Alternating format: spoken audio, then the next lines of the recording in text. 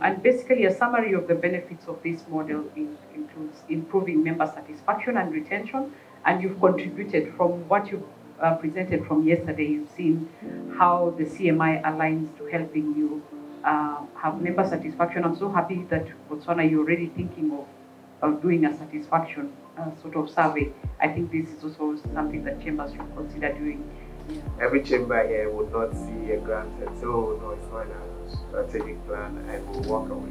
We would actually, pitch what we have and actually try and, leverage on the funds and turn it around into the strategic, plan of the chamber. The important thing is not only to do the survey, is to take action and to begin by doing things. The members need to see the report, because after survey you can call them, present to them the results, and define together what kind of action we can take together for finding solutions. It means as a leader you can also allow your team to do what they need to do and for them to realize their best potential. So mine is not to micromanage or kind of hurt people, but it's to then allow them with that degree of certainty how they can move forward and achieve what we set out to achieve. We can't take a leader who is not having a business mind in his mindset. So we need to look at the professionalism of him, and of course the network. If you're coming from the chamber, we should have a strong networking, lobbying, how you can connect your people with the government, with other stakeholders and different partners.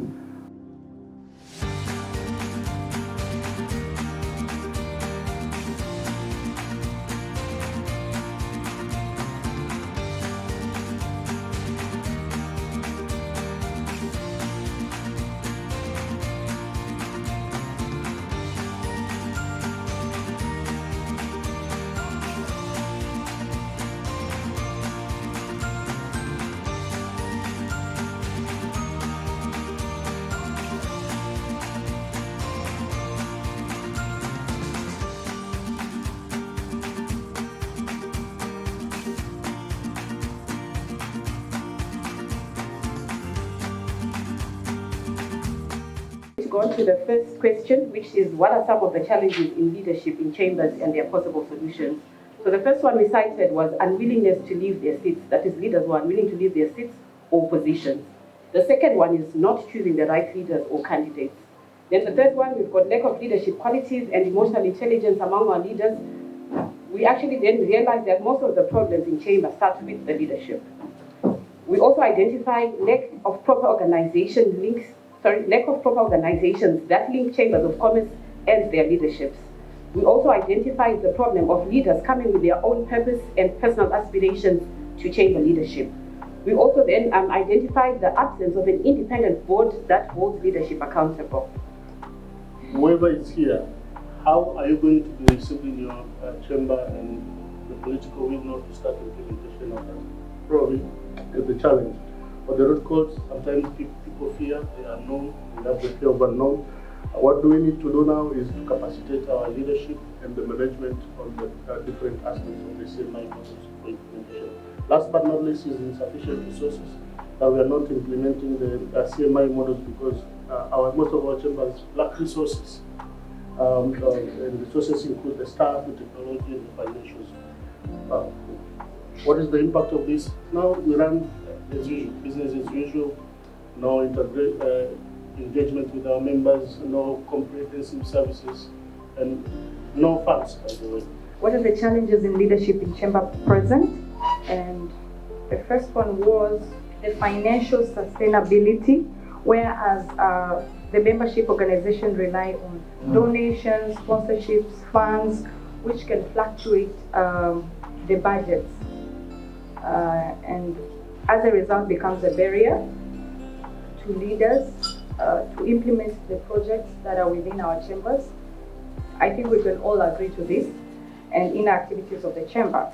And also balancing the chambers with all, for instance, with us, the TCCIA, balancing all the chambers that are under us, operating under us, to make sure that we meet all their policies to ensure proper implementation. In terms of the third barrier, it was on resources. So this would be, again, impact on stagnants, the root cause being conflicting interests and financial instability. And the proposed solution was having a solid value proposition to encourage resource mobilization to support the CMI. What we propose, solution is to respect the constitution and to do election when the time arrives. The third barrier is lack of awareness, and we see that the problem what the chamber has is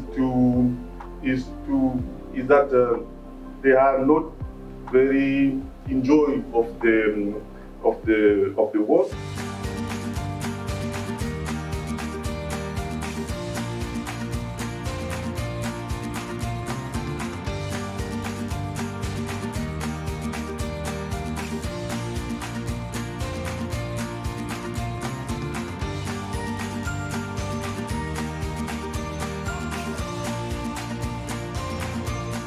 My name is Kabul Ganna, and I am the Executive Director of the Pan-African Chamber of Commerce and Industry.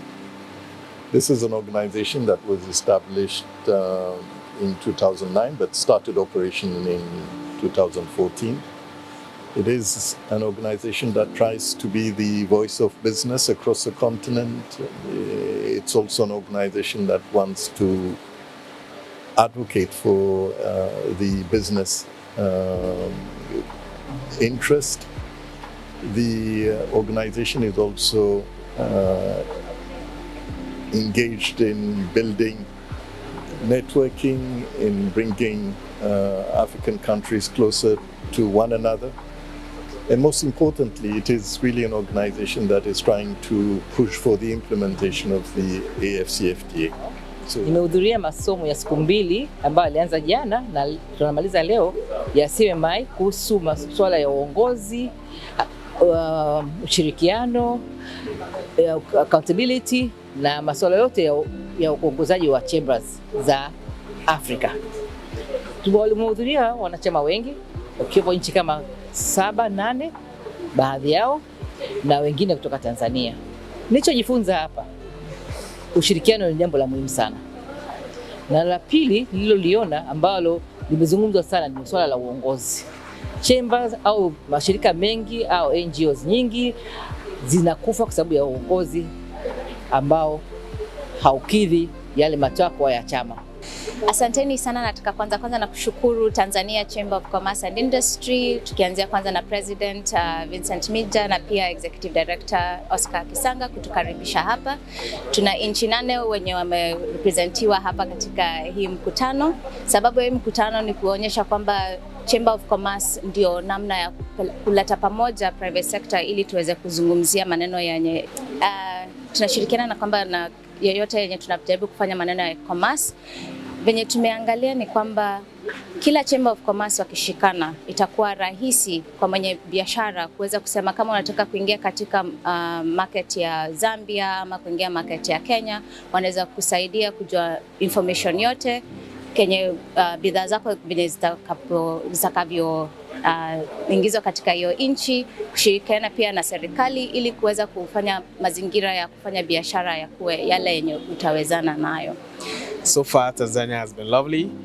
This program has been very educative and interactive. So we're learning on the chamber model of innovation models of how chambers around the world can work, improve on the services, and it's been very interactive. We've shared experiences. There's been experiences from all the chambers sharing how we can, better help our members, innovative, products and services, how we can target our members, deliver, targeted, benefits to our members.